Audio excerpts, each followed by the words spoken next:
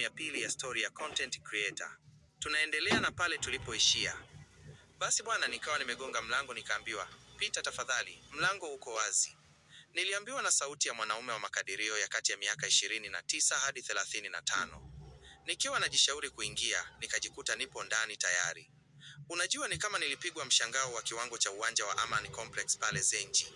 Sema nikawa kama wananchi tu wa pale Jangwani. Yaani nikishtuka ni kama sijashtuka, na nikishtuka najua mimi tu.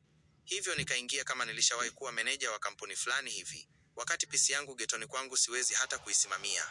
Basi bwana, jamaa akanikaribisha kisha akasema, "Eric, bila shaka ndio wewe." Nilicheka kimtindo fulani hivi kama master. Kisha nikasema kwa sauti ya mamlaka, "Naam kaka, ndio mimi bwana. Nimeitikia wito wako." "Sawa Eric, mimi bwana nimependa sana staili yako ya uundaji maudhui na jinsi unavyoongoza akili mnemba kufanya kazi zako. Hivi unawezaje kuongoza akili mnemba kufanya kazi zako kwa kiwango cha pro vile?" Hapa nilicheka kama natabasamu hivi, ila unajua nilikuwa naona kama movie hivi, sema fresh tu. Nikamwambia, "Kaka, sasa kama nikikwambia jinsi ninavyofanya ili akili mnemba zirespond na kutoa video quality vile, huoni ndio nitakuwa nimekuuzia kazi au ujuzi wangu kwa gharama ya kuja ofisi kwako tu?" Jamaa alicheka sana kisha akasema, "Haya bwana, sawa. Ila unatengeneza vitu special sana. Maana nilifuatilia sana video zako nikaona nikuite ili tuone kama tunaweza kushirikiana tukafanya kazi." Nikasema, "Sawa kaka, ushanipata sasa." Basi jamaa akanielekeza pale kama dakika 15 hivi jinsi alivyovutiwa na namna ambavyo natengeneza matangazo na video kwa kutumia akili mnemba. Hivyo akasema kama naweza nifanye naye kazi. Hivi unajua, wakati anaongea, kuna wakati nilikuwa kama naona kabisa kuwa ni pisi yangu ghetto. Maana nilivyokuwa namuona jamaa nilikuwa nahisi kabisa kama niko TikTok na scroll video za marafiki zangu tu. Sasa nimekutana na video yake ndo naangalia. Nikasema, "Poa kaka, mimi nimekuelewa ombi lako. Ila kwenye mazungumzo yako nimesikia umesema mambo ya kompyuta. Kiukweli nina concept tu ya kompyuta, ila ujuzi wa kufanya vitu kiprofessional hapana, sina. Mimi video zangu na kila kitu nachokiona TikTok huwa namaliza kwa simu tu." Unajua jamaa nilimuona kama kashangaa kiwango cha lami hivi. Ila akavuta pumzi na kuuliza kwa herufi za Kichina kwa mshangao mzito, "Yaani video quality kama zile bwana Eric unatengeneza kwa kutumia simu peke yake?" No, no, no. Unbelievable, siamini. Nikajibu, "Ya, hii simu yangu."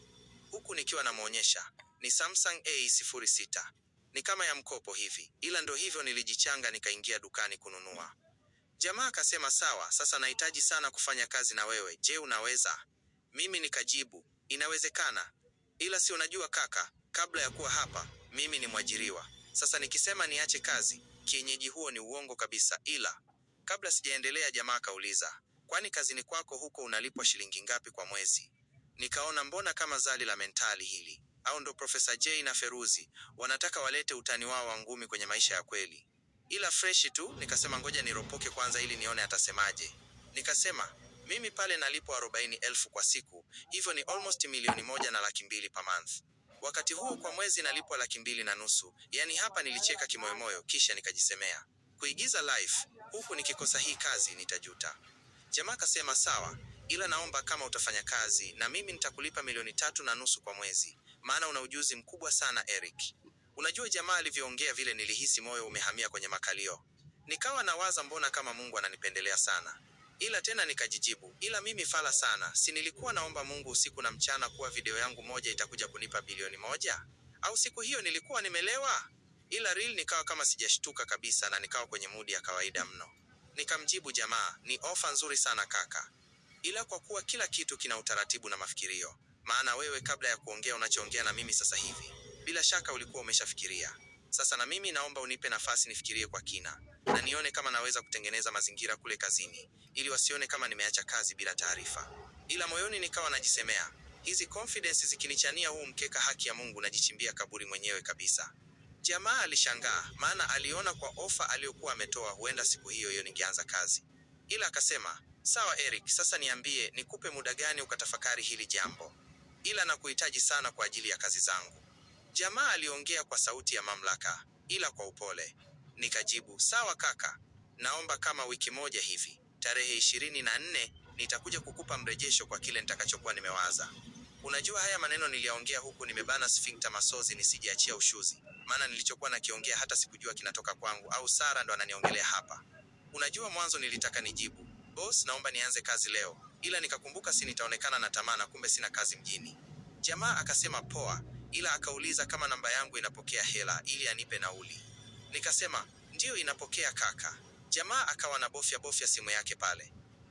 Kama dakika kadhaa hivi nikaona muamala wa milioni 1 umesoma kwenye simu yangu. Hivi unajua wakati naangalia simu, niwe muwazi tu, ushuzi ulinitoka, sema nilijibana sana hivyo hapakuwa na makelele. Ila nikawa kama sijashtuka. Nikamwambia asante kaka, ngoja niwahi nikapumzike kwa ajili ya kesho niende kazini mapema. Jamaa akasema sawa Eric. Nikajibu sawa kaka, uwe na kazi njema. Huku nikiwa nainuka kwenye kiti kisha tukaagana pale, then nikaondoka bwana. Sasa nikiwa kwenye lifti unajua nilitaka kushangilia ila nikakumbuka usikute kuna mikamera hapa. Nikachana mkeka mwenyewe wakati mkeka wangu umeshatoa, imebaki mechi moja tu ambayo ni Yanga na inacheza na JKT Tanzania katika kombe la CRDB. Hapa nilicheka tu kisha nikashuka zangu kwenye lifti. Ila nikiwa natoka ile pisi pale mapokezi si nikaiona tena. Nikasema wewe usinitanie, wacha nikaiage bwana. Nikafika pale, kisha nikasema, "Sister upo?" Akajibu, "Ndio kaka, vipi umefanikisha ulikoenda?" aliuliza yule sister. Nikasema, "Nimefanikisha?" Niliuliza kwa mshangao sana. Mbona sikwenda kuomba kitu dada angu bali ni mazungumzo tu nilikuwa nayo na CEO. Unajua hapa niliongea kama CEO fulani hivi ili kutengeneza mazingira ya kuchukua pointi 3 ugenini, japo najua kabisa nacheza uwanja wa Mohamed wa 5. Yule dada akawa kama kashtuka ila akasema sawa. Maana nilipoona ile kadi tu kwenye simu yako nikajua we ni mtu special sana, maana kadi hizo wanakuja nazo hapa wakurugenzi tu au watu wenye hisa za wastani hapa kwenye kampuni yetu. Nikawa kama nimepigwa mshangao, nikasema, mbona refa kama ananipendelea sana sasa? Hii penati kweli nitakosa goli wakati kipa mwenyewe Kamara. Ila nikasema nitaonekana malaya mno, wacha niende, hii sare leo inatosha. Si nitarudi tena, sasa nikirudi lazima kieleweke. Basi bwana, nikamwaga yule dada nikaondoka. Unajua ilibidi ni request Bolt maana niliona kama watu wanajua kama nina milioni kwenye simu. Nikajisemea moyoni mstada. Ila ufukara huu jamani, ndo maana wazee wa kubeti wanakufa sana wakishinda hela nyingi. Basi nikadandia chuma hadi getoni kwangu walau nikakutane na pisi yangu. Ila nilikuwa na furaha pomoni.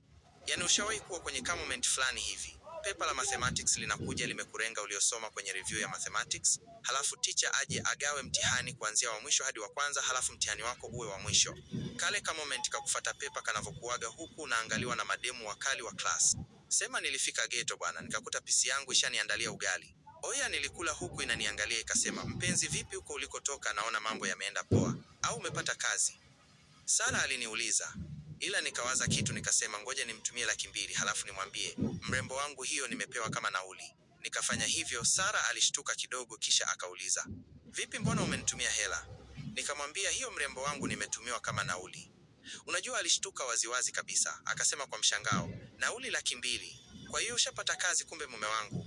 Nikasema, naelekea kupata kazi, ila nimemwambia boss anipe muda wa wiki moja, tarehe 24, nimemwambia nitaenda kumpa majibu. Sasa hivi anipe muda nijifikirie kwanza. Kwa jicho la ukali sana Sara aliniangalia. Na unajua hapa Sara alinipiga ngumi kavu ya mgongoni. Kama unahitaji muendelezo wa sehemu ya 3 niambie katika uwanja wa message na usisahau kufollow ukurasa huu ili usipite na sehemu ya 3.